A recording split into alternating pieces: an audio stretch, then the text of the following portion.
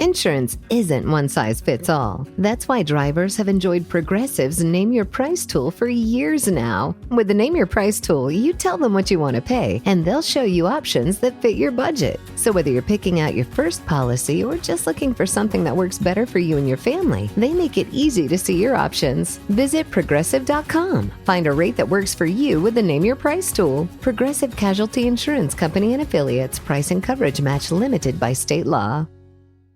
K-pop Demon Hunters Haja Boys breakfast meal and Huntrix meal have just dropped at McDonald's. They're calling this a battle for the fans. What do you say to that, Rumi? It's not a battle. So glad the Saja Boys could take breakfast and give our meal the rest of the day. It is an honor to share. No, it's our honor. It is our larger honor. No, really.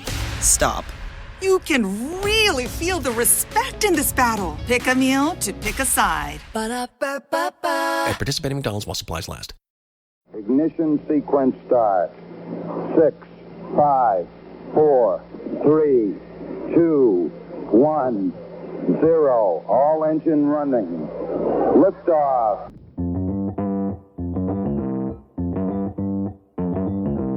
Live from Joe's mom's basement, it's the Stacking Benjamin Show.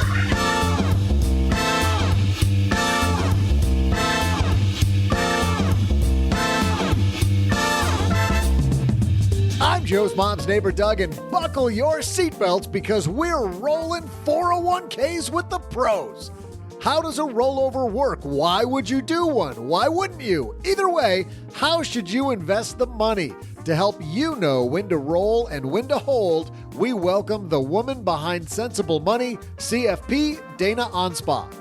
And the woman who's way more comfortable with rollovers than she is with pop culture, Afford Anything's Paula Pant. And rounding out our panel, it's our resident 401k expert and CFP, OG. But that's not all. Halfway through the show, you'll hear our contributors try to outwit each other as they take on my traversing trivia question. And now, a guy who's never met a rollover conversation he didn't like, it's Joe Saul-Sehy. Hey, Doug, you know what? I was thinking about that. Rollover conversation, I think you're right. Turnover conversations, like the cherry turnover where the cherries are all like tart and sweet and it's just not. But an apple turnover is a good one. Apple turnover is a fine dessert item. Fantastic. But unfortunately, we're not. Fan of that. That's what you talk about at the bar? That is bar night with Joe. Gets incredibly exciting. Absolutely. Hey, everybody. Welcome to Let's Turn This Into a Food Podcast instead of money. I am Joe Saul-Sehy, Average Joe Money on Twitter. And we have, as you heard Doug so eloquently say, an all-star lineup. And let's start with the guy across the card table from me. Mr. OG is here. How are you today, my friend? It's another Friday, so let's do it. It is. What a great way to go into the weekend, thinking about maybe getting that 401k money in the right place. And from Manhattan, the woman who, when she's not on a Netflix special, she's here with us. Paula Pant is here. How are you? I am great. But, I have a question. Is an apple turnover or a cherry turnover, any of those dessert turnovers, is that the same thing as like a personal pie, like kind of like what they used to sell at McDonald's? Like the, you know what I'm talking about? Is that what that is? No. I may or may not have eaten at a McDonald's at the airport this morning. And they actually asked me, Paul, if I wanted to add an apple pie with that. If I wanted to add on. So apparently they still have them. That's not a turnover. What is a turnover then? Come on. No, seriously, what is a turnover? It's like a Hot Pocket with fruit. That's right. It's a Hot Pocket with fruit. It's turned over. So like the crust and the fruit is on the opposite sides of where it normally would be. Okay. So you got crust on top and the fruit on the bottom? Fruit on the bottom. What holds the fruit? A pan. Huh. Well, we'll draw a diagram a little further, Paula. We might have some other stuff we need to talk about. I didn't think when we talk pop culture that would include that she doesn't even understand what a turnover is. And the woman who you can tell she describes all this stuff for a living because a Hot Pocket with fruit in it, I think, is a great way to go. She's walking her way through our podcast with people that aren't on YouTube with us. Dana Anspach's here. How are you? Well, I'm doing great. It's day one on my under-the-desk treadmill, so here I am at 0.6 miles per hour to talk about rollovers. I thought that it looks like you're walking into the camera. Like any second, you're going to get like right up on top of it. That's right. Yeah. I think you should speed it up a little bit. Get a little bit more, Let's see. What if let's see if I go 1.4. It's really not all that. She's moving now. Right? Settle down. But then I've realized already at over 1 mile an hour, if you're talking, you actually, I not get out of breath, but you start to feel it. So to have a conversation, you have to be a little bit slower. Doug feels that way every time he just walks to the refrigerator. It's like exhausted. Got to sit down and take a breather. Take a breath at the stairs. Yeah. Hey, Dana, let's talk about you right now because I saw that you're going to be joining the Bogleheads conference here soon. I am in October in D.C. and super excited about it. What are you going to be speaking at the Bogleheads about? Really about retirement portfolios. So I still have to work through the presentation, but that's the general topic. But it'll be some of the stuff maybe that we're talking about today, huh? Could be. Could be. Well, we've got Dana here. We're so happy she's here. We got Paula. We got OG. You know what, Dana? There's something that we should probably talk about before we get into rollovers. Do you have a second? Sure. Okay, we should probably talk about this. In business, there is no room for guesswork. Every shipment matters. Every deadline counts. And when you're trying to keep operations running smoothly, the last thing you need is uncertainty. That's why reliability is at the core of USPS Ground Advantage. From the moment your package is first scanned in, it moves through a secure nationwide network, aiding in a timely and accurate delivery. You get near real-time tracking so you can keep up with your shipments. And with affordable upfront pricing, there are no hidden fees or surprise surcharges to throw off your cost sheets. It all adds up to predictable deliveries you can depend on, because knowing your logistics are handled lets you focus on everything else, your customers, your team, and the future you're building. Visit USPS.com/Ground Advantage to start shipping with confidence. USPS Ground Advantage. We mean business. So that's the diagram, Paula, right there. Huh. It still doesn't make sense. I'm still not sure about this turnover thing. All right. We'll do another commercial, and I think you'll have it down. I had a breakfast mentoring meeting yesterday with a young woman who was just amazing. She is graduating from college with a degree in wealth management, and she reached out hoping for some pointers. And listen, if somebody's in Texarkana and wants to go into this beautiful field of personal finance and helping people get their money together, that is incredible. But even more incredible is how she reached out, how she was trying to network. And I was having a discussion that finding the right person and avoiding the wrong person for a role, that's what can make or break an organization. And we just don't see that many qualified people. So how do you find them? Well, Indeed sponsored jobs is a boost whenever you need to find quality talent. If you're hiring, Indeed is all you need. You can stop struggling to get your job post even seen on other sites. You'll match with quality candidates with Indeed's sponsored jobs.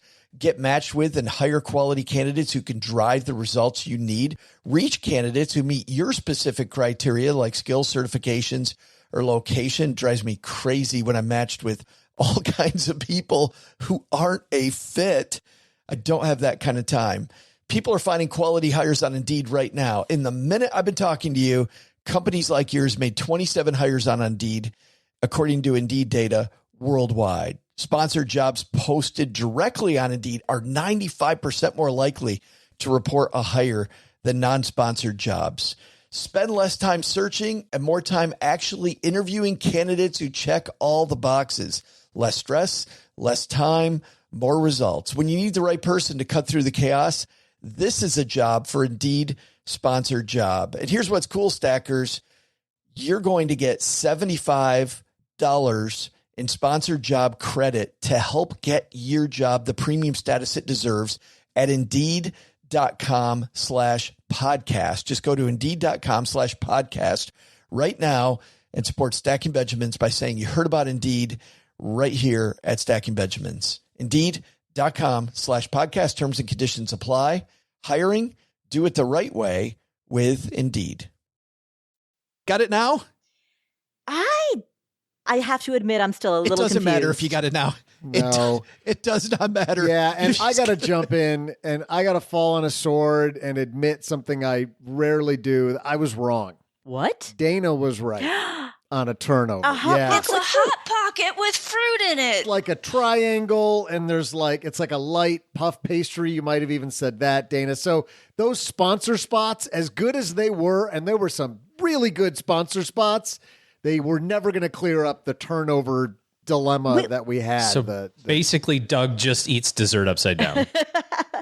Doesn't that mean then that well, that's what my grandma my always original called it. guess then would have been correct? Like the McDonald's, the personal pie thing, right? That's basically the shape of a turnover then, right? Yeah. I'm with you, Paula. I don't know.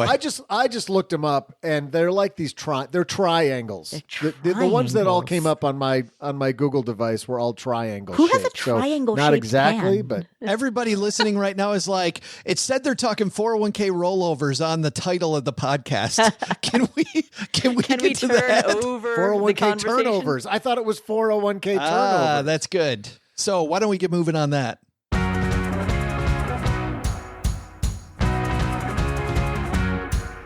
Dana, you know why the retirement account wanted to go bungee jumping? Why? Because it wanted to experience a real 401k rollover. Oh, no. No? Okay, fine. Dana, let's start with you then. Let's define this. What does it mean to roll over your 401k for people that made it this far and they're like, I don't even know what this is? Tell us what a 401k rollover is. Yeah, it means you can transfer assets in a company, usually company-sponsored 401k plan, directly to an IRA. If you do it correctly, then you don't have to pay the taxes. So we have people all the time say, no, I can't take money out of my 401k at all. I'll have to pay the income taxes or a penalty tax. And we're like, no, if you do a rollover, then it is a tax-free transfer, and now your money stays tax-deferred within that IRA account. But why might you want to do that, Paula? Let's start there. Why might I want to do a 401k rollover to somewhere else? So let's say that you leave your job. Maybe you quit. Maybe you got fired because they realized you're kind of an imbecile. For whatever reason. Because you didn't know that it was a Hot Pocket right? with fruit in it. Offense taken. Right, you lose your job at the turnover company. And you don't want to have your 401k funds tied up in this account that's affiliated with your former employer, particularly millennials, Gen Z, tend to have many employers over the span of their lives. So if you've got, over the span of a career, 6, 7, 8 employers, because you keep getting fired from the turnover factory, then you're just going to have 401ks scattered with all kinds of former employers. You want to centralize your retirement funds into one account that you manage that isn't tied to a particular employer, and ideally, because you get to pick your IRA custodian, that has the type of fund selection that you like. We'll get into what that phrase is, IRA custodian, what that means. But, you hear these people that are often asset gatherer, financial pros telling you, hey, that money sitting in that old 401k, you should roll that to an IRA. You should roll that to an IRA. Is that oversold, or is roll it to the IRA really the best thing to do? Well, that's kind of a loaded question. I'll also add that the term rollover is a term we use kind of colloquially between everybody, as we're talking about this. But in reality, the IRS, of course, means a completely different thing when they say the word rollover. What we're talking about, if you really want to get in the weeds, is a trustee to trustee transfer, right? That's what we're saying is you can move it from one trustee to another, and then you don't have a penalty. You can do a rollover, which is actually a step in between that. A rollover is you get the money first, and then you put it back sometime later within that 60-day window. You're going to be responsible for all the taxes that they withhold to do that, though. So, this is a real kind of in the weeds thing. When we say rollover, we probably mean trustee to trustee transfer. But when it comes to trying to decide whether or not it makes sense, there's a lot of factors that go into that. The cost structure, Paula mentioned the investment choices or the custodian. If you've got company stock in your plan, so you're holding company stock within that plan, would be a big decision point, depending on how long you've worked there.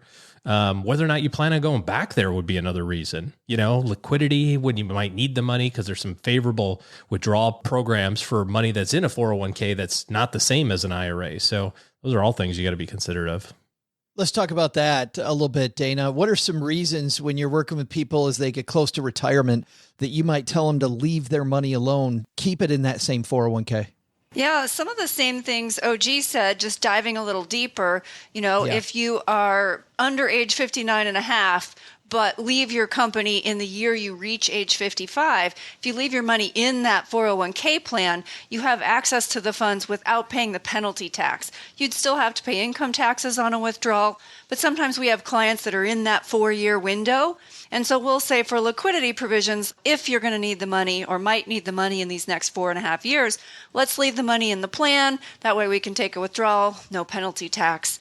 Another would be specifically to the investment option. Sometimes we come across a unique option called a stable value fund or a fixed income contract that's within the 401k plan. Now, particularly when interest rates were zero outside the plan, we would say, okay, we can earn more on this stable value fund by leaving it in your 401k plan, very low risk option. That may have changed. I haven't come across that in the last year, but that analysis would have to be looked at afresh with interest rates being higher now. Do you agree, Dana, with what Paula mentioned earlier, that maybe having it, though, in an IRA, just largely, that's kind of the place to start? Maybe, Paula, I inferred that you said that, that because it sounded like you really like the idea of IRA, all your assets in one place. Dana, you like that better for that reason as well? I like it just for the fact that people lose track of old 401ks. They forget to update their address. They forget to update their beneficiaries. The 401k plan can go through and find a new 401k provider, and it goes through a blackout period. There's all kinds of things that can happen, and people move, and years later, they don't even remember they had money in this old plan. And so, yeah, I agree. In general, I think it makes sense to consolidate, and then you have to look for the particular situations where it doesn't make sense. Well, let's go to the other one of those then. You mentioned these stable value funds that were still paying 5% and 6% when money was paying nothing. Oh, gee, the other one that you mentioned, though, is if people have company stock in their plan. Talk about why you might want to leave that alone, or at the very least, not roll it to an IRA. Well, there's a couple of things that can happen with company stock in your 401k plan.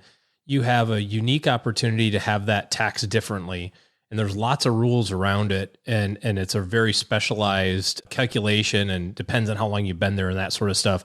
Suffice it to say, if you have company stock in your 401k plan, like for example, your company has a company stock fund within the plan as one of the choices, and you've just been investing in your normal weekly investing or normal paycheck investing into some amount of that company stock, you have a unique opportunity, or potentially have a unique opportunity, to take that money out and pay a different tax rate, a capital gains tax rate on those dollars as opposed to an ordinary income tax rate. But there's a lot of rules around it, and here are the highlights of it. If you have company stock, make sure you're aware of your options, and you can't deal with this in the last quarter of the year. So as you get toward October, November, and you're thinking, hey, I just left my job, I've got company stock, I remember those knuckleheads on Stacking Benjamins talking about this, I'm going to try to tackle this Thanksgiving week. No chance. It's too involved, and you have an opportunity to screw it up, because there's something that has to be done before December 31, or all bets are off. So this is best used to think about at the beginning of the year. If you want to look it up, it's called NUA, Net Unrealized Appreciation. Let's talk for a second, because you mentioned the tax benefits there and talked about capital gains tax versus ordinary income tax. And I think, OG, a lot of times people don't understand what a huge difference this can be sometime. Can you talk about the difference potentially in those tax rates? Well, it could be, right? I mean, capital gains rates are as low as zero, depending on what your income is, right? So you could be taxed at $0 for the gain portion of that stock, but probably 15, maybe 20, or maybe 23. But then you just kind of compare that against what your current tax rate is and whether or not you can afford to write the check, because there's always a gimme and a gotcha to everything. The IRS is not really big fans of going, here's all this great stuff. They like to go, here's this, and we're going to smash you on the hammer with that, or smash you on the head with the hammer on this one. So you have to be able to evaluate the whole thing, but ultimately it just comes down to whether or not. Go ahead. Sorry. Are you saying if you do the net unrealized appreciation, then you have to be able to write the check that year for whatever the tax would be? Is that what you're saying? Yeah, there's going to be some taxes due. I mean, now you could take, you could sell some stock to pay it or something, but there's going to be some tax amount due, and it could be a little bit. It doesn't necessarily always have to be a lot, but it's something that you're going to want to know what you're getting yourself into. Paula, thinking about this idea of moving it over, you mentioned IRA custodian. Mm-hmm. That may be a new term for people. So when you're comparing the different custodians out there, what the hell are you talking about? Sure. A custodian is just a fancy way of saying the business, the entity, the company that holds your IRA. So think of it this way. Imagine that you're at a bar, you're drinking, right? There are all kinds of different glasses available. There's a martini glass, there's a pint glass, there's a shot glass, right? Each of those glasses are different vessels, and each vessel is designed for a different type of liquid inside of it. Now, that doesn't mean that you necessarily have to have a particular, you can have a martini glass and fill it with beer if you wanted to. I mean, most people don't, but, you're free to do so. But there are just certain vessels that are kind of better for certain purposes. And that's what you're shopping for when you're looking for an IRA custodian. I've described Which this kind as of shot glass do I need? Exactly. That was awesome. I can see double shot glass is the kind I need. I need a double. I can see a bunch of people after this go to their advisor and going, yeah. So what shot glass we get with this? I heard I get a shot glass. Like I roll it over. Like I go to, I used to collect those glasses at Hard Rock Cafe. Right. Like I heard I get a glass with this. What glass do you guys offer? Yeah. But I do like that because I think that, Paula, what you're saying is different custodians might be better at different things. Exactly. A martini glass is better for vodka. A pint glass is better for beer. It's put it only a way I think that you could put it right there. Try reversing that. I was going to say, I could argue that a pint glass is great for vodka. Great for vodka. So good for vodka. Depends on how bad the recording session went that day. That's exactly right there. When we think about this, Dana, if I've got this new job, is it automatic then that I don't roll to my new job? Nobody's mentioned yet, Dana, rolling the money, because the IRS will also let you roll it to your new job. Why are you saying roll it to an IRA versus roll it to the new job? Well, that's a great question, Joe. Typically I'm working with people who are retiring, and so they don't have a new job they're going to. That's it. They're done. And well, let's say they got fired from one turnover factory and they're going to work at Paula's new vodka factory. Yep. In that case, I do think it could make sense to look at what does their new 401k plan offer? What are the investment choices? What are the fees? But depending on how close you are to retirement, if you want to use what we call an income ladder strategy, like laddered bonds or laddered CDs, those are investments you can't have within a 401k plan. So that's a consideration, like Paula said, depending on what liquid you're going to put in that glass, right? That would depend, like, do I want all of that in my new 401k plan? What kind of options do they have? Or do I want a different selection of options that maybe they don't offer? Well, and this is why, assuming, because I'm seeing you nod your head as Dana's talking, it assumes then you don't start here then. You start with the plan first, right? I mean, we don't start with the different options inside. I don't even know how to do the analogy anymore. The different options inside the glasses. It has to do with vodka. That's all I know. You're talking about a mixed drink, right? A cocktail, a mixed drink. Right. But doesn't it start off with, what am I in the mood for? Isn't that what it starts off with? Yes. I had a seedy dive bar in the back alleys of town, or am I one of those upscale steak places? Dana was talking about like laddered CDs. You're saying a CD dive bar, like where they give you CDs? No? CD. No, dive bar. No? Got it. Oh, a CD something bar. different. Yes. CD bar. I don't know. What's the question? I'm completely lost. Well, I think that if I'm exploring this, my point was, I think that it goes back to something you and I have talked about a lot, where we don't even start with any of this stuff. We really start with, where am I going? Yeah. I think there's really a lot to be said for simplicity. I think there's a lot to be said for organization. And I know it seems really silly, especially if you're talking to somebody that's on their second job change or something. You go, listen, you want to put this in one place because you want a repository to collect these things, because, you know, you're going to lose track of them. And people, no, I would never lose track of it. I know, Dana, this has happened to you because it happens to everybody I talk to, where all of a sudden a client gets an email, or a client gets a letter, more likely, from a job that says, hey, by the way, we'd really like to start your $360 a month check. And they're like, for what? What does this mean? And you go, well, it says General Mills. Did you ever work at General Mills? Oh, God, yeah. Way back like in 78 to 83 when I was in college. There you go. There's an example of, we just forgot about this money that existed. Now, in that case, you know, or in some cases, it's like a pension or something like that. But nevertheless, it's hard to keep track of all those things if you go through all these different job changes and even career changes over your lifetime. So having one place where you can kind of collect all those things, I think, is going to be a lot more helpful. You see that often a lot, Dana? Gardens that need to be weeded? I see it occasionally. Wouldn't say often, but certainly I've been practicing since 1995. You know, every couple of years we find someone who has what I call missing money, like money they didn't know they had. They get something in the mail. There's actually some great websites. I don't know if you can reference it in the show notes or if anyone knows them off the top of their head, like unclaimed funds websites now, where you can go put in your name. The first time I heard of one, I thought, well, if anyone's missing money, it's my mother. And so we found her some money. So it was great. How much was it? They're pretty cool. Do you remember how much it was? It was a couple $100, I think. And I found some for myself.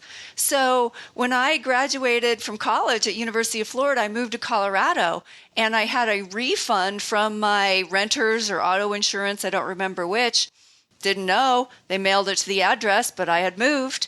And so, you know, 10 years later, I'm like, oh, I have about $250 sitting there. I have a funny story about that. When we had our office in Michigan, we changed suites a couple of times, where, you know, suite 102 and then 210 and whatever bounced around. On a whim, my brother called me and said, I think you have some money from when you were in Northville. And I said, I don't think so. I mean, I knew the landlord and all that sort of stuff. And he said, no, I think it's like a commission check or something. So I called the state, and they said, well, you have to prove that it's you. You'll send us verification of your address. And I said, well, I don't live there anymore. You know, and it was something relatively insignificant, $100 or something like that. But it was, you know, it was fun to send an email. And they said, well, if you can't prove that that's you. And I said, I can. Here's my name and here's my social, and that's probably referenced on the check somewhere. And here might be an account number or an ID number of some kind. They're like, yeah, we really need proof of address. I said, how do I prove an address that I'm not at anymore? They're like, yeah, we can't help you with that. Wow. Oh my, really? Sometimes it works, but the state of Michigan said, no, you don't get to have your unclaimed property.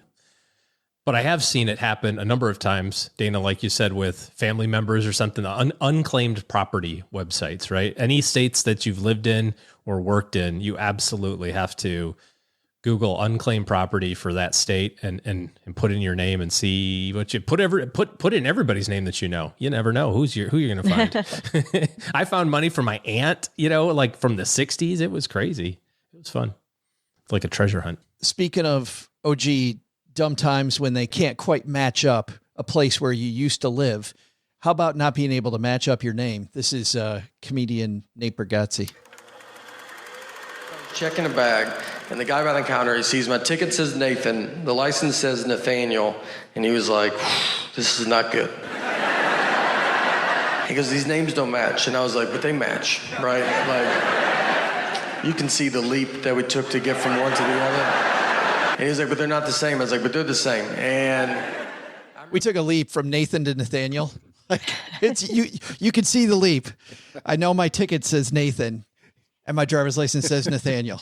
The guy's like, I don't think so. And then he goes on to say something like, you know, the thing that I really thought was great was when they put the picture right on the license. So with 100% match on the face and like 60% match on the name, that's 160%. We're pretty much there. I love his math. It's fantastic. He's so good.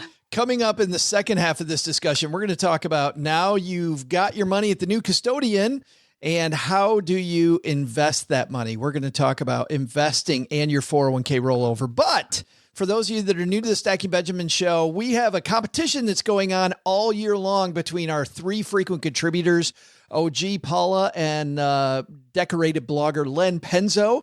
Dana, today you are playing on Team Len Penzo, and that means we've got good news and bad news. Do you want the good news first or the bad news? I'll take the good news first.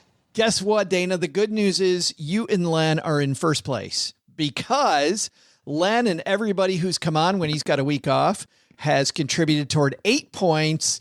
And then right behind you, OG and Paula both have 7. Paula's still fighting it out for the win. Oh, yeah, that's right. You just got back last week, Paula. Exactly. Exactly. It is mine to blow. She's like, I've got plenty of time, people. I will find my way to last place sooner or later. But maybe not this week. Maybe Paula, who gets to guess last, gets the win. But first, we need a trivia question. So, Doug, what do we got on tap? Hey there, Stackers. I'm Joe's mom's neighbor, Doug, and I've been known to cruise up and down Main Street. You know, back in the day with my Vespa gang, the Flamingos. I like to be a man about town, cruising Texarkana's mean streets and looking for adventure. I'm not the only one who likes to do laps. This day in history is known for some pretty big circumnavigations. Back in 2016, NASA's Mars Odyssey completed its 60,000th orbit around Mars. One lap around the distant planet takes 18.6 hours to complete, which is exactly the same amount of time it takes Joe's mom to get ready for shrimp scampi night down at the Sizzler. But a little closer to home, on this day, way back in 1931, some other pioneers were taking off from Long Island, New York, to fly around the entire world, the whole planet. When they finished, they'd successfully completed the first circumnavigation by a single-engine monoplane. My question is, how long did it take pilots Wiley Post and Harold Caddy to complete this epic journey? I'll be back right after I wipe down the old El Camino. It's a solid step up from my Vespa gang days, and a guy, he likes to represent a certain image when he's making laps around the Tasty Freeze all night, know what I mean? Thank you for that, Doug. And yeah, we know what you mean, man. We know what you mean. We got quite a question. These people, after not just lots of Benjamins, but also lots of fame back in the day. Imagine 1931, trying to make it all the way around the world. And Dana, you get to imagine first, how long did it take them to make their way around? Oh my gosh. I'm trying to do the math in my head. Is it like 24,000 miles around the globe? I can't remember, but how fast could a plane fly back then? I really don't know. So about as fast as you're walking right now. Then I need to double my initial guess if that's the case. So let's see. I'll take 158 hours. 100? No. It's not, wait, it's not what I was thinking. I was thinking in days, but not that many days. Let's go 6.5 days. 6.5 days to make it around the world. OG, do you think that's too many or too few? So a clarifying question, if I may, to the judges. He always does this. It's too ambiguous. Do you mean how long, actual time, door to door? Or do you mean yes, I mean, door to door. Because not just wheels up time or no. Door to door. I mean, obviously the plane landed time. And took gas on and then they took a nap and all that sort of stuff. You mean from... You don't know. I do know.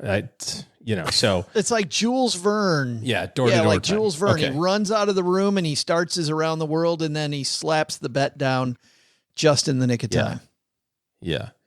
Golly, I was going to say 6.5 days. Honestly, that was going to be my answer. So I have to make it challenging for Paula. I'm going to say it took them 13 days. 13 days. But I think Dana's right. Oh, is he smoke screening or is he being legit, Paula? So my question, the winner is whoever places the closest guess, correct? Closest guess. Okay. She's been on the show for 32 years, and she's still asking this question. As opposed to, it used to be closest without going over, right? Paula's like, oh, it's closest. No wonder I suck at this. It's closest. Back in the day, it was closest without going over. But Yes. now it is simply closest, regardless of whether or not you go over. So my strategy is going to be to capture the upside. So I will guess 14 days. 14 days. So you think that was a smokescreen Yeah. that he does not think really that Dana's on it. I'm thinking of the whole, around the world in 80 days kind of I was thinking it would be a longer period of time. So that a hot air balloon? It was a though? hot air balloon, yeah. Yeah. But still, if It the was whole- everything. They were in all kinds of stuff. Weren't they on trains? I mean, they were in all kinds of They're crazy probably things. walking on a standing desk, treadmill. Stage coaches. Yeah, that's right. Standing desk. Yeah. So day 78, they're like, oh, crap, we're not going anywhere. What is going on? Took the Hyperloop after that. Yeah. Speaking of move, we're going to Hyperloop and be right back. This episode is brought to you by Progressive Insurance. Do you ever think about switching insurance companies to see if you could save some cash? Progressive makes it easy. Just drop in some details about yourself and see if you're eligible to save money when you bundle your home and auto policies. The process only takes minutes, and it could mean hundreds more in your pocket. Visit Progressive.com after this episode to see if you could save. Progressive Casualty Insurance Company and Affiliates. Potential savings will vary. Not available in all states. What would you do if your online store converted 36% more shoppers? You could take 36% more vacation. Another pina colada? Yes, please. Open a new retail location with 36% more square feet. Fantastic. Hire 36% more help. You're hired and you're hired. Shopify has the world's best converting checkout, up to 36% better than other e-commerce platforms. What you do with those extra sales is up to you. Switch to Shopify today at shopify.com/listen and get a $1 trial. Shopify.com/listen. Dana, you kicked this off with 6.5 days. Everybody else went significantly higher. How you feeling? I'm feeling okay. All right. She's like, I'm all right. I could stop walking, but OG, you got not your knees capped. What? You got your head chopped off? I don't know what the analogy would be. Yeah. Paula took the upside. What are you thinking? I know. I love Dana's answer. I honestly had quickly done the math in my head and was like 6.5, 7 days. It's probably about right. And I just had to put some space there. So I think Dana's got this one. But Paula, if it is 80 days, you've got it. Yeah, my strategy is basically just I figure I've captured a wide berth. So yes, we'll see how that plays out. That strategy hasn't worked in 5 years. So what's that definition of insanity? I'm just going to keep doing it. Right. But this could be the day. Who knows? One person knows. Doug knows. Doug, who's our winner? I absolutely do know, Joe. Hey there, Stackers. I'm cruise captain and town trotter, Joe's mom's neighbor, Doug. And my trivia question today is based on the historic flight of the Winnie Mae, a single-engine monoplane that flew all the way around the world. While today's trivia question could have easily been which one of the pilots had the weaker bladder or who made the sweet mixtape for the journey, our trivia committee decided that the actual question should be, how long did it take pilots Wiley Post and Harold Caddy to complete their journey? Well, OG was off by just 6.5 days. Paula was off by, I beg your pardon, I've got this wrong. Paula was off by 6.5 days. OG was off by 5.5 days. They were both over. Dana was under by 2.5 days because the answer is that while the around the world in 80 days took, like 80 days, we've covered that, Post and Caddy's trip took just over 10% of that time, or 8 days, 15 hours, and 51 minutes. But they made 14 stops along the way, probably at Buc-ee's for some corn nuts, right? So that means Dana, really Len, is our big winner. Nice job, Dana. All right, but did they have tapes in 1931? But that's, who cares? They just brought the band with them. Have we ever let the truth get in the way of our trivia questions? Who knows? Well, maybe except for the answer is always truthful, but the rest might be mythology. Or there was Buc-ee's. Have you been to a Buc-ee's, Dana? Never. I never heard of Buc-ee's. Paul, have you been to a Buc-ee's? I have been to a Buc-ee's on a trip to Texas. Joe, I'll tell you, when we were on the book tour last year and we were in, I think it was Houston, we recorded in your hotel room. And when we got there, on your bed were a bunch of things from Buc-ee's. Some listener had brought you a bunch of stuff from Buc-ee's. Do you remember this? It was Paul Lambert from the Five Lighter podcast. Yeah. Yeah. And you were on one of your stupid health kicks. You're like, I can't eat this stuff. You guys take it. And I snatched it up as fast as I could. And one of the things I snatched changed our family's life, really, our trajectory, because it was chocolate-covered espresso beans. And holy shit, are those good. Unbelievable. I rationed myself. I didn't eat them all. They came home. They made it to the freezer. Well, the Fintern came back home for a weekend and inhaled them. We got in a big fight. I was really mad at him for eating all the Buc-ee's espresso beans. But ever since then, I've been buying him Buc-ee's espresso beans for birthdays and Christmases and all of that stuff. Bootlegging them off the internet. It's now a thing for us. That's good. Oh, yeah. You're welcome. It's a whole thing. You're welcome. Thanks, Paul Lambert. Dana, next time you're driving through Texas, you got to make sure that you stop by a Buc-ee's. It's a restaurant? Is it like a convenience store? What is it? It's a gas station. Yes. A gas station. Oh, okay. It's a way of life. It's a gas station that has probably 150 gas pumps with an attached grocery store, the cleanest bathrooms you've ever seen on the road ever in your life, with fresh barbecue and T-shirts and Yetis and saltwater taffy. Rarely a line at the checkout counter. Yeah. Wow. It is a Texas-sized gas station. Yes. Wow. Yeah, think of a Walmart with a bunch of gas pumps out in front of it. But they're growing. I mean, they're not just Texas anymore. They're kind of getting in like the whole Southeast. Yeah. They're moving over that way. Yeah, so go to a Buc-ee's near you. But Buc-ee's, if you want to sponsor the show, we just spent 4 minutes talking about you. So send me the beans. Joe at StackyBenjamins.com if you'd like to sponsor us. Hey, speaking of sponsors, our sponsor for this episode is depositaccounts.com. You know what happens, Dana, when you go to depositaccounts.com? I don't know. Tell me. You find out that those interest rates you're getting from your regular brick and mortar bank might not be the best. As we record this, which is just over a week before people hear it, top 1% average on savings accounts in the USA, 4.4%. The national average, still only 0.4%. CD rates, top 1% average, 5.33. National average, 3.39.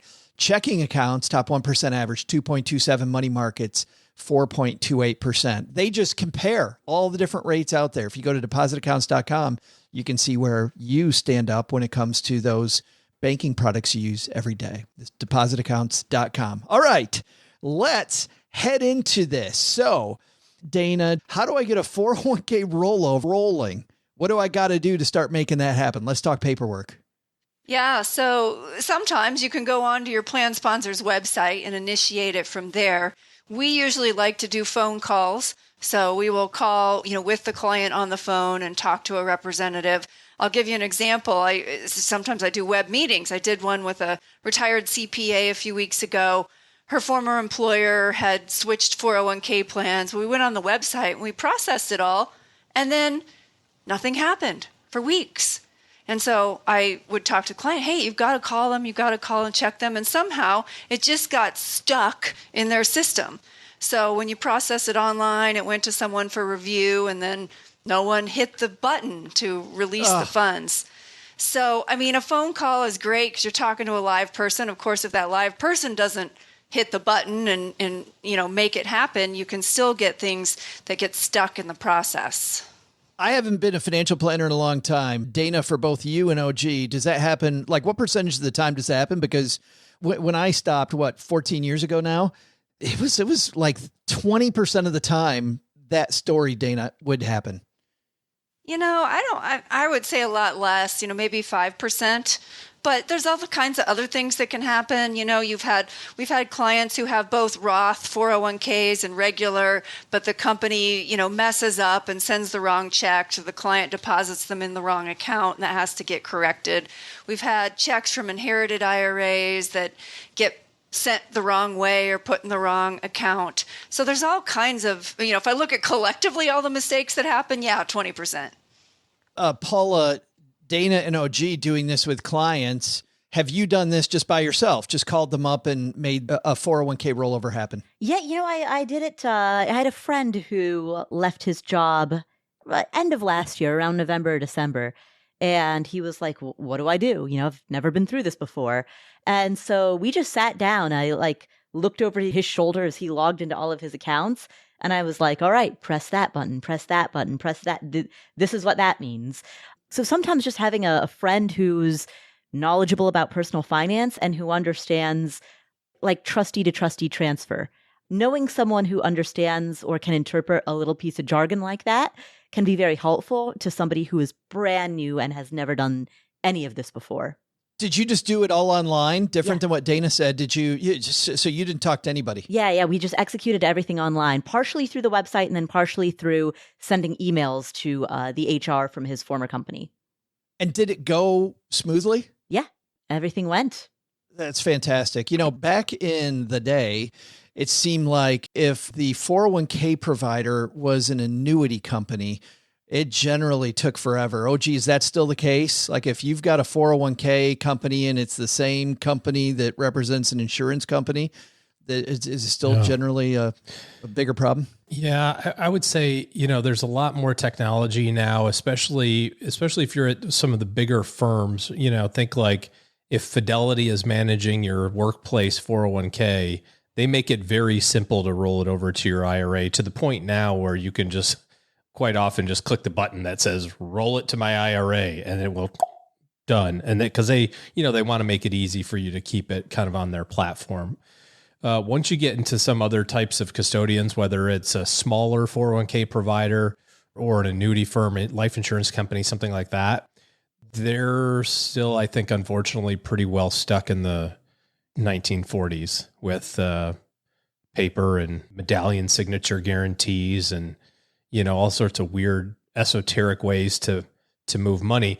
But that's not even just unique to that. I mean, you can even see some of the new fintech companies that still have some pretty arcane rules for moving your money to a different place that you want, instead of allowing it to be a simple, easy online process, because that's how they process it generally anyway. It's usually done online electronically anyway, but why they make you go through, jump through hoops to get paperwork is beyond me, but it can be a little bit more challenging. Is that the kind of thing, Paula, that before you roll money over to an IRA, like you kind of look online and see how hard is it going to be to get my money out of here? Like I've never thought about that until OG's talking. I'm like, maybe I just do a quick Google search ahead of time to see if this is going to be a pain in the ass getting my own money out later. Yeah, I mean, I don't know exactly what a person would Google. I mean, you can certainly Google the name of your custodian and kind of see if there's like a forum thread about it or something. But there are so many different options out there. Look for horror stories. Yeah, to your point, Joe, horror stories. There's also going to be some sampling bias because the people who have a negative experience are most likely to post about it. So I'm not sure if that's going to be very effective. Dana, do you see, though, people make mistakes when they're rolling money over? You mentioned one, that they might get the check, or OG mentioned it, somebody mentioned it earlier. The check come to them. That's a mistake. Do you see people make other mistakes when they're trying to roll their money over? Well, let me back up for a second, because a lot of the custodians, the 401k providers, will require the check go directly to the participant. Now, it can be made payable to the new custodian. So, for example, we custody at Charles Schwab. It might be payable to Charles Schwab for the benefit of, if it was my rollover, for the benefit of Dana. But the check is often required to be mailed to the address of record. And so then when that check comes, the participant has, 60 days to get it to their new custodian. There are occasions, but they're still rare, where they will mail the check directly to the new custodian. And I always recommend people pay the extra $25 if it's a substantial amount of money. If it's a couple $1,000s, maybe you don't pay to have it overnighted. But I saw a $500,000 401k check get lost in the mail once. And we had to put a stop payment on it, have it reissued. The original check showed up like 90 days later. By then, we'd taken care of it. But, it's worth the FedEx fee to say, if it's a substantial amount of money, just pay to have it overnighted if it's coming to you or if it can get issued direct to the custodian. And then you need to be checking. The reason that we caught this one recently that just didn't show up is because every day we were checking the account for the funds. And finally, we told the client, like, it should have shown up by now. You really need to get in touch with them. And it was just stuck in the system. No one had given it the green light. $25, just a small insurance policy, right? Just a tiny one. Oh, gee, you were nodding your head during that. You must have seen that before too. There's lots of ways to see this followed up. Paula, you were talking about helping the friend at the end of the year. And I would say that that's probably the biggest one, is make sure you give yourself enough time to get it done before something major else is going to happen. And something major is a new tax year. There's nothing wrong or illegal with having a rollover happen on December 30th. But the likelihood of it being muddled together with all of the other year-end issues that have to happen with IRAs or contributions or conversions, and the fact that everybody's working at 30% because everybody wants to be out of the office and on vacation. There's so many ways for it to get messed up. And then you compound it with, what if the check's in the mail over that year? And you think about the technical aspect of that. Well, one company says, we sent the check, but there's not the corresponding, we got the check in the same tax year, right? Because the IRS needs to see these two transactions happen to make it a tax-free transaction, right? And so you see one side and you get your 1099 at the end of the year. It all gets cleared up, but it's just another hassle. It's, Dana, you were talking about your missing rollover check. That money's not going anywhere. It's not going to be, It's not fraud. It's just lost. But it's a pain in the butt, not to mention the fact that you got 90 days of it not being invested, which, could make all the difference, depending on the timing of that. So try to stack the odds in your favor. If you're going to tackle this, try to get it all done at one time. Try to sit down and do it during business time, during business hours. So if you get stuck with a question, you can call the 800 number and actually talk to a person who can, finalize it for you. And just be aware of other things that are going on throughout the year, different holidays, or certainly at the end of the year. And like I mentioned before, if you've got some extenuating circumstances, like it's an inherited account, or you've got company stock, or you've got multiple different types of contributions, yours and company contributions, and some of yours are pre-tax and some are after tax. These are all things you want to just kind of take an extra second and be specific about, just to make sure you have a smooth process. Paula, now I've got all this money sitting here in cash in my new IRA or my new place, maybe the new 401k, whatever it might be. How do I start thinking about redeploying this money? Oh, so once it's transferred to the new thing, it's done. Yeah. I mean, at that point, it's an asset allocation question, asset allocation and asset location question. That basically means, when I say asset location, all right, you've got an IRA. It has a particular type of tax treatment. What other accounts do you have? What kind of tax treatment do those other accounts have? And what kinds of investments do you want to hold across all of your different accounts based on how much money is in there and the tax treatment of each account, right? So you'll want to take a look at this lump of money in the context of all of your other buckets of money to figure out what types of investments you want to hold in which accounts. That's the asset location piece. And then as far as asset allocation goes, which is just a fancy way of saying, how do you want to mix the cocktail? You want like 2 shots of vodka, but you also want some... And we're back. Right? You can tell it's Friday for Paula. Right. Asset allocation is just the recipe for your mixed drink. It's the proportions of each ingredient. The amount of vodka, the amount of Contrao, the amount of grenadine, the amount of cranberry juice. It's the relative proportions of each. Walk us through then, Dana, what she's talking about, assuming that you agree. How do I start mixing that cocktail? Yeah, well, I'm going to be a little controversial here in that, I know as an industry, we talk about asset allocation in terms of our risk profile, and we define risk as volatility, typically on a year-over-year basis. But me, I'm a fan, like I'm 52 and I'm 100% equity. So if I have at least a 10-year time frame, I'm going to stay 100% equity and go for maximizing returns. And when I'm within that 10-year window of retirement, which for me, I think the earliest I would retire would be 66. Likely I'll work till 70.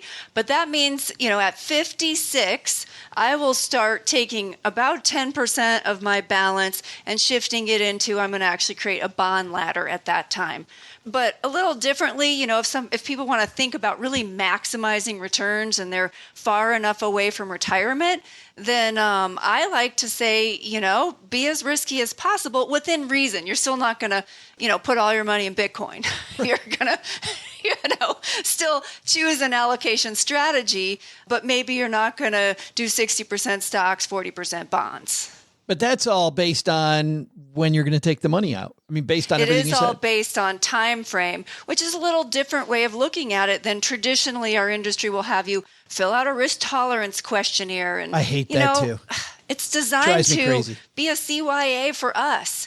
And, to me, that's not always in the best interest of the person, depending on their investment experience and their education level and their time frame. There's all kinds of other factors than filling out a risk tolerance questionnaire. Well, my problem with the risk tolerance questionnaire is when it gets presented to people. People start off with the risk tolerance.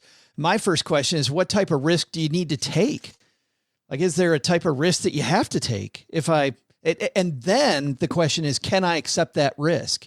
I feel like we do it backwards. Oh, gee. Yeah. What's go ahead, realistic? Dana. What rates of returns are realistic on the high side or on the low side, depending on what I choose and over what time frames, not just over a single calendar quarter or a single year. Like, how do we get people to think longer term? Like, I'm investing for the rest of my life. So that's a different decision than if I'm investing for 1 year.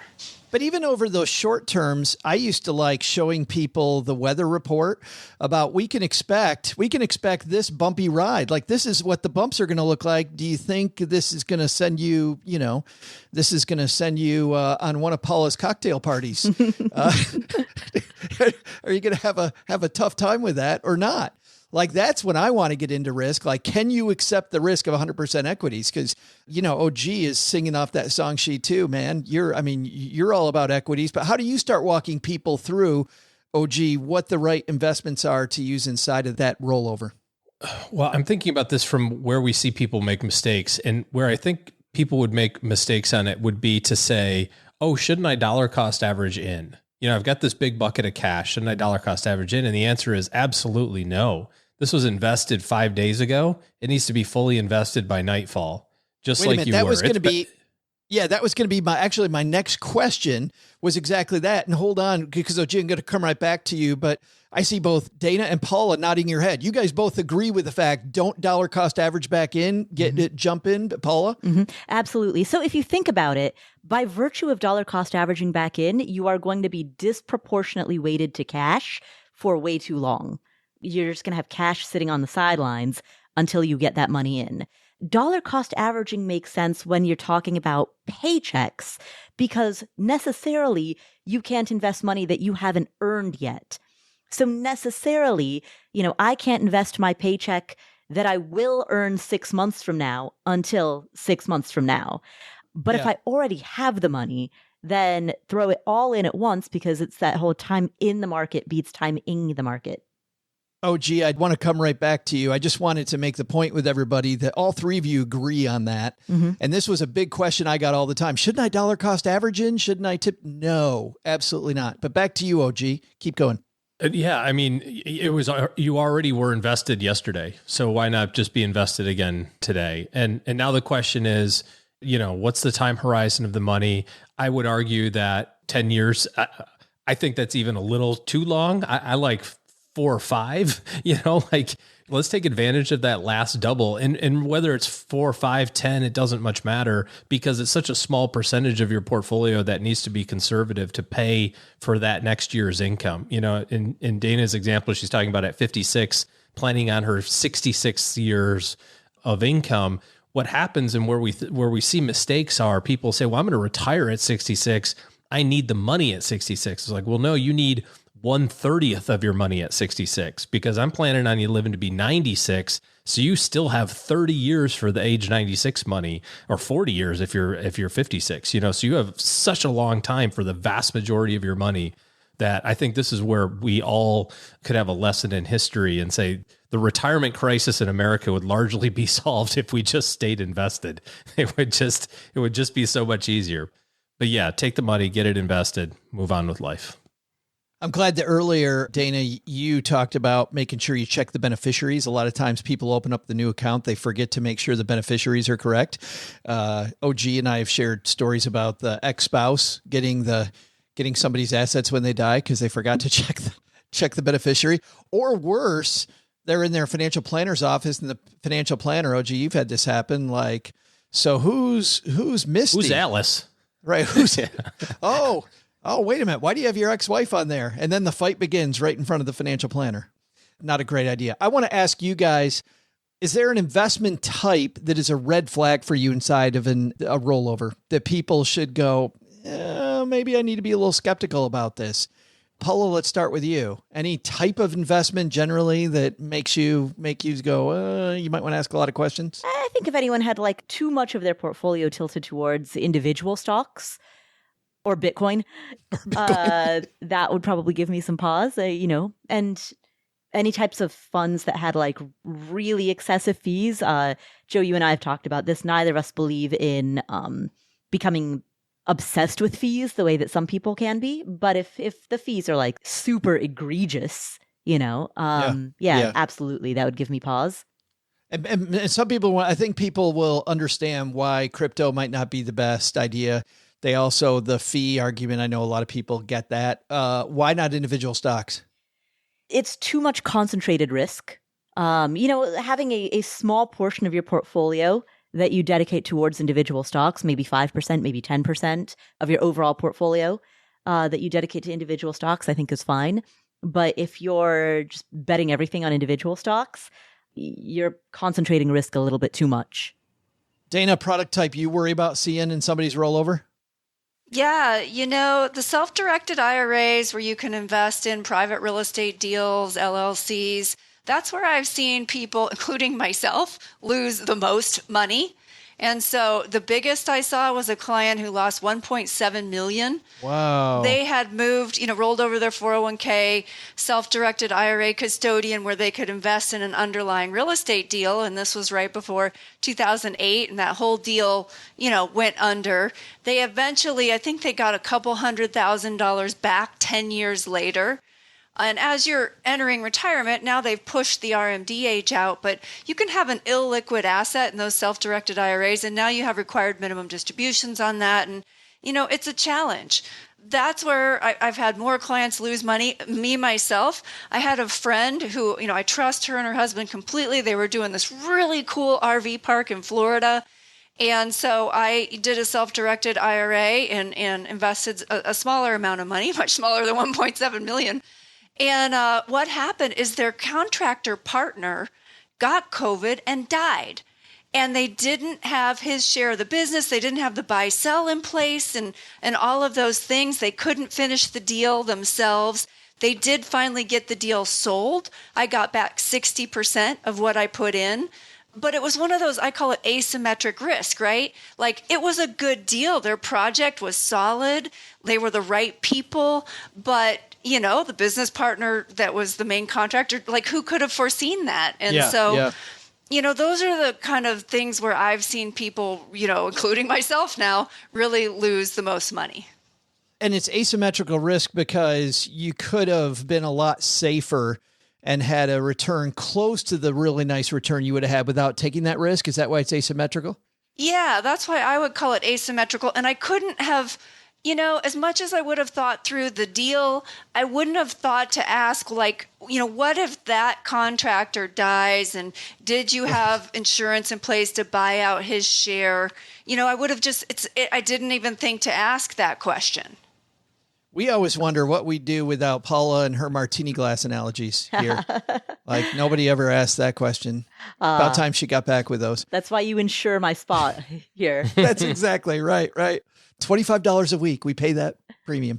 OG, product type that you don't like to see in a rollover or wonder about in a rollover? Yeah, anything that's a liquid, Dana already answered this. Basically, if you can't price it on a daily basis, then I don't think that it belongs in your retirement accounts. There's too much that can go wrong, whether it's the example that Dana gave, of course, or anything else. I mean, we've heard really great stories of people who have done this very well, which makes it really sexy.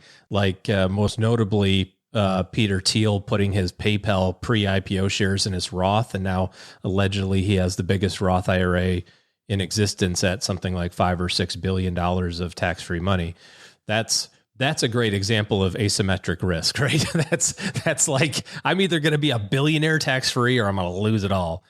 But we don't hear about all the 99.999% of the time where that eventually blows up. So anything that's a liquid, anything Paula said is high cost, double taxation benefits are really silly. Like, why would you have an annuity inside of an IRA?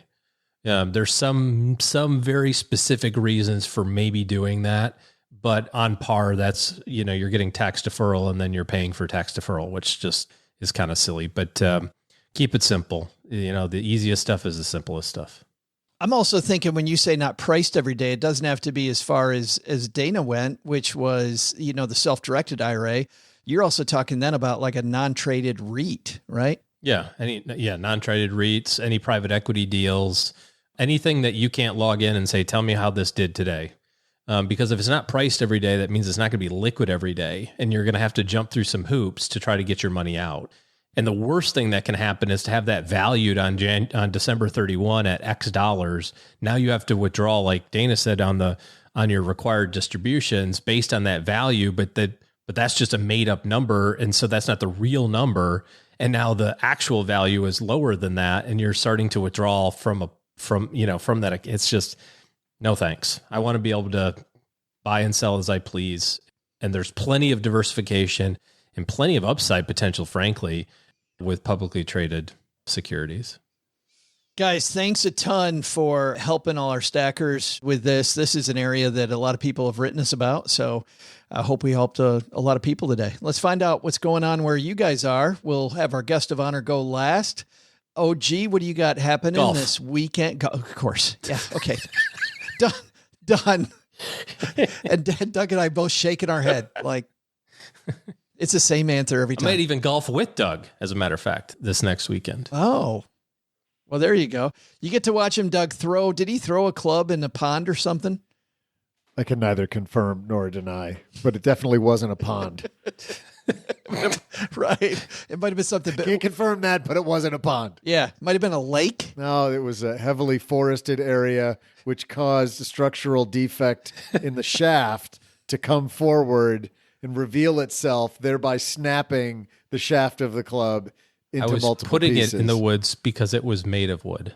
Oh. There was absolutely no natural materials involved in that whatsoever. It's science, Doug. Yes. He's saying it's science. Yes.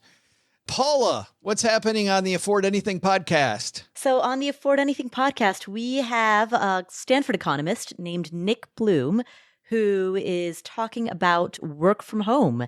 He actually has been studying remote work since before 9/11. He's been studying it for 20, almost 30 years, back when it used to be referred to as telecommuting. So while it is a new topic in the minds of many, it is for him, a decades old topic. So he has the benefit of historical insight in how the ramifications of work from home in terms of your productivity, creativity, collaboration, how all of that plays out. That's interesting. So I'm sure anybody that owns office real estate wants to listen to that show. To Exactly. see where the future may lie there. Dana, thanks for hanging out with us again. How far did you walk this episode? I think at a total of about 5,000 steps. You're welcome. Yeah, that's all I have to say is you're welcome. Yeah. Thank you. What's going on at Sensible Money? Tell me what you got coming up. Well, I don't know how much I have coming up at work, but I'll tell you, I think last time I was on, I had just started playing pickleball. and I have become a pickleball playing machine. I've joined the JW Marriott Pickleball Club. Oh. I played for 2 hours this morning. I am a pickleball playing, it's just every spare minute now. I'm loving it. That, by the way, is sweeping Texarkana right now. Like, all of my friends are getting into pickleball, like everybody. A good friend of mine last week, we were at our workout in the morning, and he's like, I played pickleball for the first time yesterday. I get it. I see why everybody loves it. I love it. It's, we go out, we drill, we practice. I have a ladies group, and then we have a couples group we go with. It's a lot of fun. If somebody wants to email you, they want to know more about working with you, where do they find you, Dana? Dana at sensiblemoney.com, or visit our website, sensiblemoney.com. There's a ton of info and free reports to download. And we'll link to Sensible Money. We'll also link to Afford Anything on our show notes at stackingbenjamins.com. That's going to do it for today, except for one thing. Doug, we had a lot of takeaways, but what do you think our top 3 should be? Joe, I think of the top 3, first, take some advice from our panel and do your homework and preparation before you roll over your 401k. Maybe the right answer is to stay where you are, or maybe it's to use an IRA. You'll make the right decision if you know what your goal is, and you've heard it here before, begin with the end in mind. Second, once you decide to do a rollover, you'll need to stay on top of it to make sure things are moving along. Hiccups throughout the process aren't unusual, like the time they lost my $500,000 check. Thanks for getting that out in the open, Dana. But the big lesson: don't forget to check the gas gauge when you're tooling around town. It's a little embarrassing having to ask Joe's mom to help you push your car out of an intersection you've driven through 20 times in a night. Not that, that's ever happened to me last Tuesday. Thanks to Dana for joining us today. You can find more work from Dana at sensiblemoney.com. We'll also include links in our show notes at stackingbenjamins.com. Thanks to Paula Pant for joining us today. You can find her amazing podcast, Afford Anything, wherever finer podcasts are sold. Thanks also to OG for joining us today. Looking for good financial planning help? Head to stackingbenjamins.com/OG for his calendar. This show is the property of SB Podcasts, LLC, copyright 2023, and is created by Joe Salcihai. Our producer is Karen Repine. This show was written by Lacey Langford, who's also the host of the Military Money Show, with help from me, Joe, and Doc G from the Earn and Invest podcast. Kevin Bailey helps us take a deeper dive into all the topics covered on each episode in our newsletter called The 201. You'll find the 411 on all things money at the 201. Just visit stackingbenjamins.com/201. Tina Eichenberg makes the video version of this show. Once we bottle up all this goodness, we ship it to our engineer, the amazing Steve Stewart. Steve helps the rest of our team sound nearly as good as I do right now. Want to chat with friends about the show later? Mom's friend Gertrude and Kate Yunkin are our social media coordinators, and Gertrude is the room mother in our Facebook group called The Basement. So, say hello when you see us posting online. To join all the basement fun with other stackers, type stackingbenjamins.com/basement. Not only should you not take advice from these nerds, don't take advice from people you don't know. This show is for entertainment purposes only. Before making any financial decisions, speak with a real financial advisor. I'm Joe's mom's neighbor, Doug, and we'll see you next time back here at the Stacking Benjamin Show. What was that? It's called the medium sketch. The medium sketch? Yeah, it wasn't rare, and it certainly wasn't well done.